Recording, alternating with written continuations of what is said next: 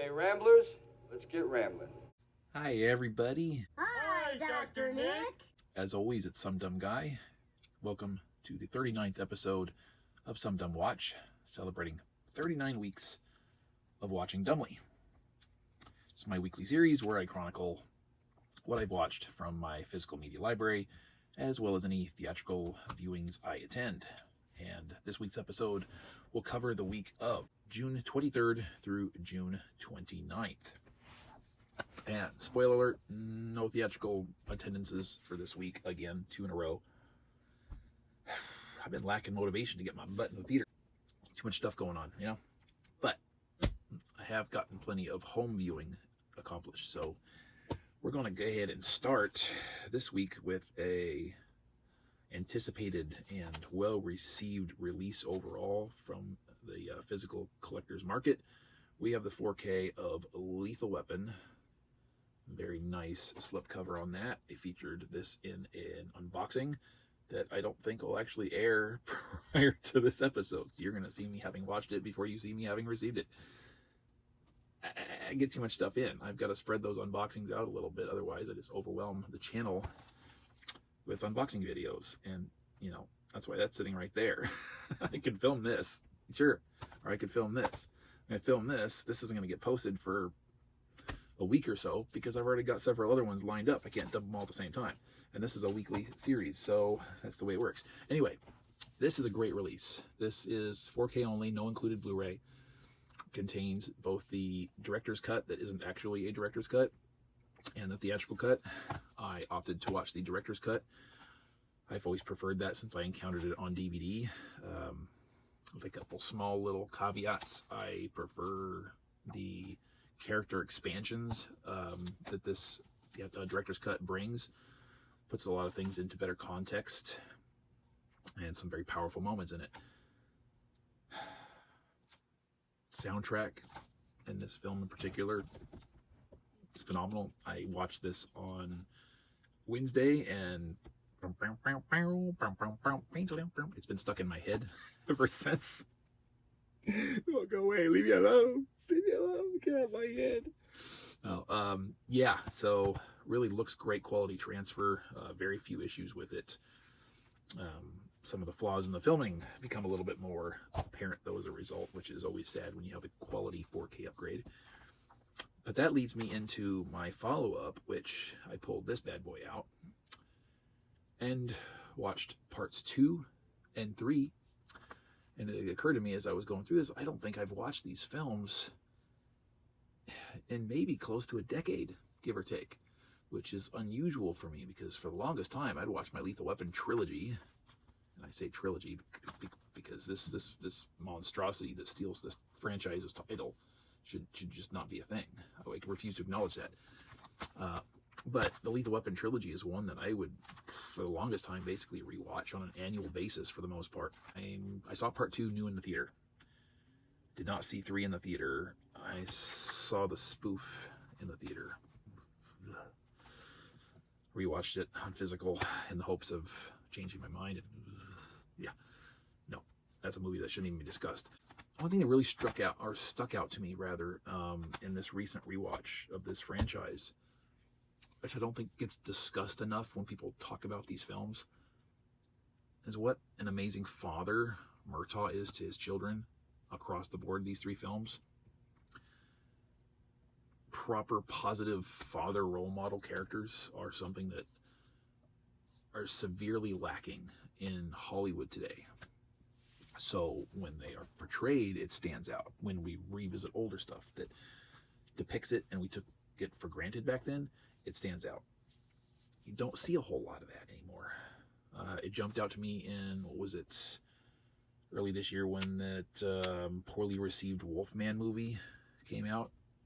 I thought one of the more positive aspects that also just didn't stand out to people because they didn't see it, the forest for the trees, was a really great, solid father-daughter relationship that was portrayed in that movie, and I thought that was great. And so I wanted to take a moment and put it out there into the ether. Think about it. Rewatch the movies if you haven't recently, and observe that. See what you think.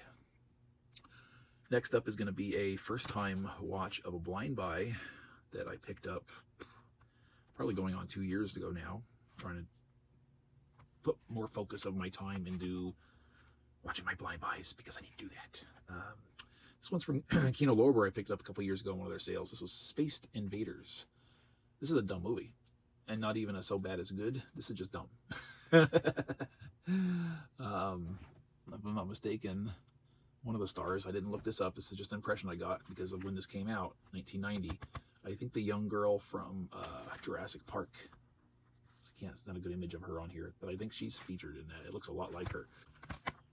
Martians are stupid, apparently, and a group of stupider Martians in cruising through the asteroid belt in our solar system pick up a radio transmission from Earth, which is an anniversary broadcasting of the War of the Worlds radio show, and they take it as an actual news broadcast and think that their people have invaded Earth. So they take their ship and head for Earth to join the invasion and getting involved in a bunch of stupid, nonsensical things.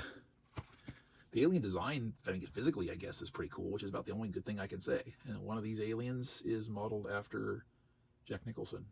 Not visually, but voice and character. It's like, okay, I don't have anything good to say about this other than the design, physical design of the Martians themselves. I heard this was a good comedy. I don't think that it is. Yeah.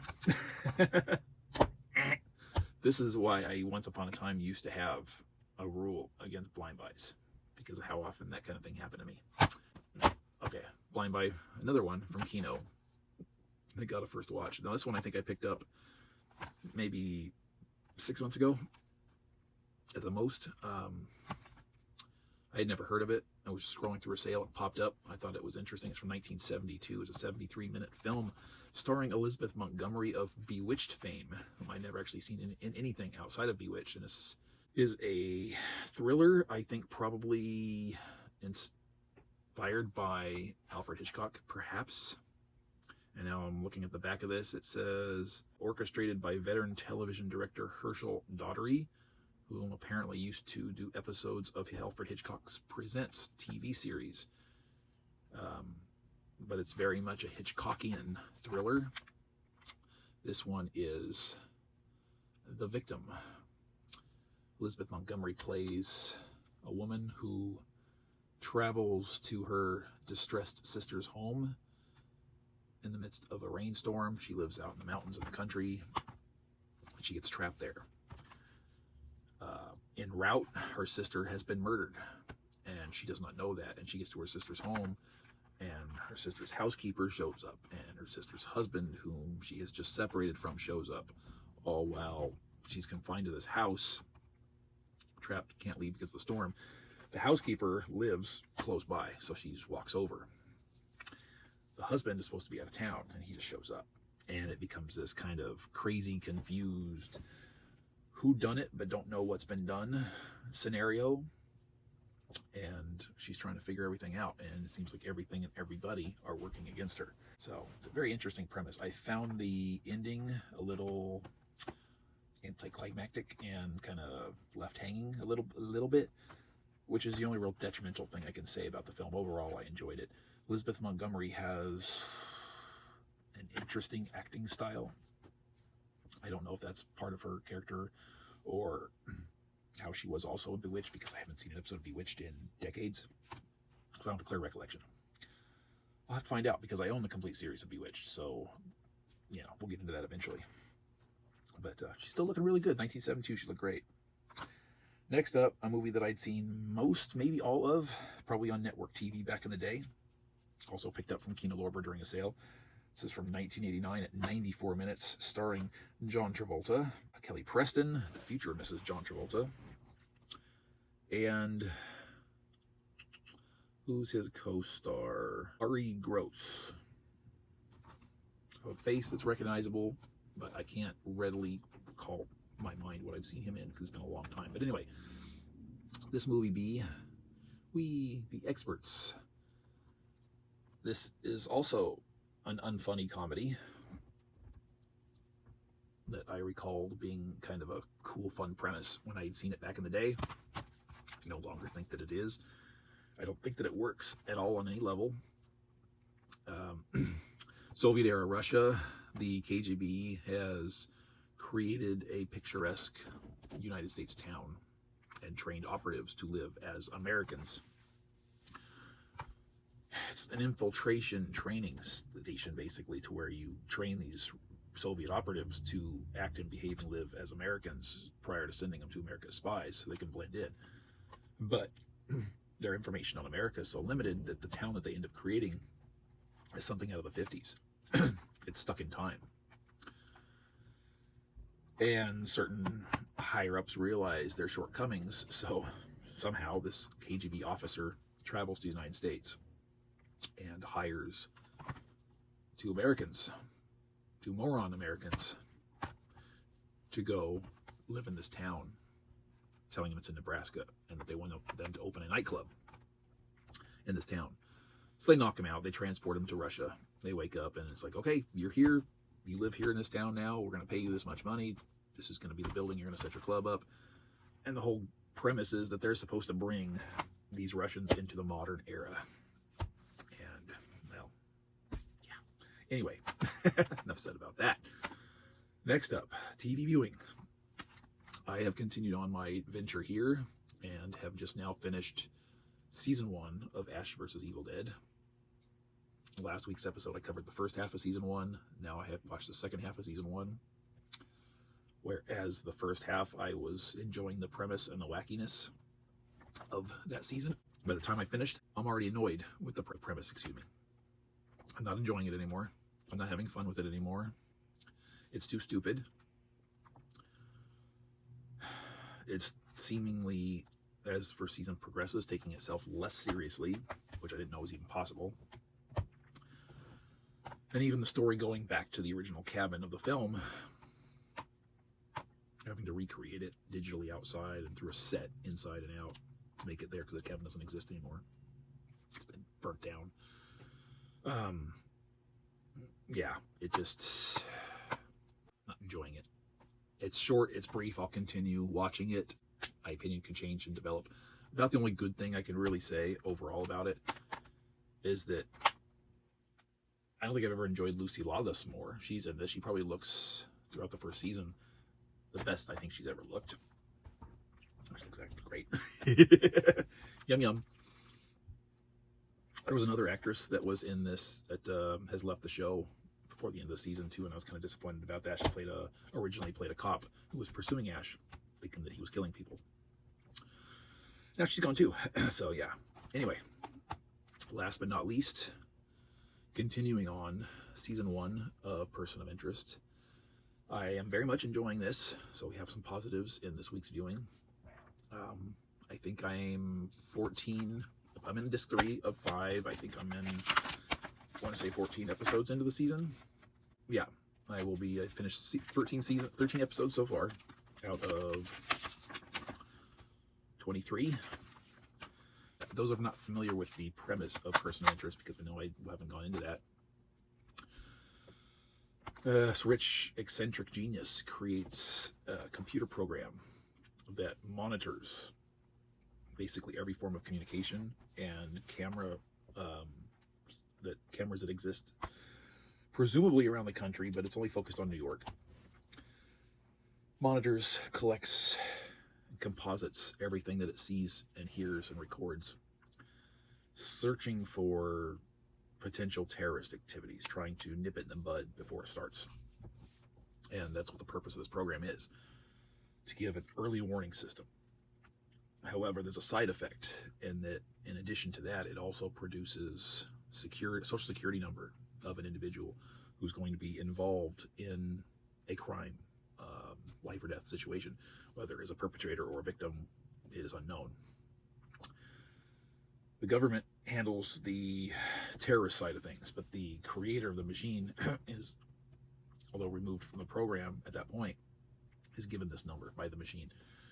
And he has hired somebody with a certain skill set, former military, former CIA, whatever. Man looking for a mission, a purpose in life, hires him to be his muscle, to be his investigative arm, So that when they're given the social security number of an individual, they go investigate, try to find out who's who and what's what this person is involved with so that they can anticipate whatever threat is coming forward and try to prevent it before it manifests itself.